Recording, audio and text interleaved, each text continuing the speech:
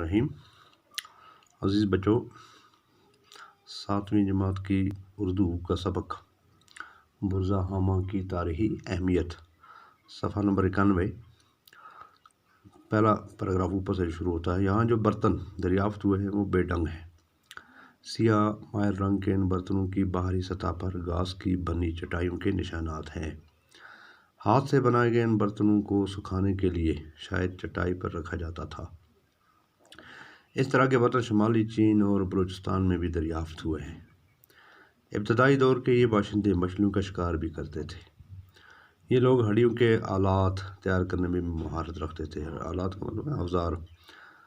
تو یہاں پر ہڈیوں کے بنے ہوئے مچھلیاں پکڑنے کے کانٹے، سوئیاں، آری، چاقو، زمین کھودنے کے ہتھیار وغیرہ ملے ہیں۔ یہاں پتھر کے اوزار بھی ملے ہیں۔ تانبے سے بنی بعض چیزیں ماہرین کے خیال میں یا تو یہاں چین سے آئی ہیں یا پھر چینی سامان کو دیکھ کر بنائی گئی ہیں۔ تو اتنا ہی پیراگراف میں پڑھیں گے۔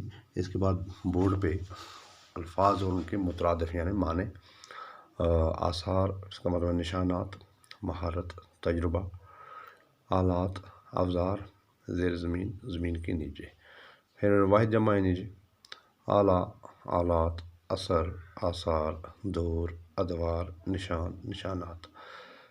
اس کے بعد الفاظ اور ان کی ضد ہے، ازداد ہے۔ محفوظ، غیر محفوظ، تعمیر، تخریب، باقاعدہ، بے قاعدہ، خوشنما، بدنما۔ پھر اس کے بعد مذکر مؤنث ہے، بیل، گائے، گھوڑا، گھوڑی، چوہا، چوہیا، بلا، بلی۔ تو یہ سبھی آپ اپنی کاپی میں نوٹ کرو گے، یاد کرو گے۔ تو بچوں، یہی سبق ہے آج کا۔ شکریہ۔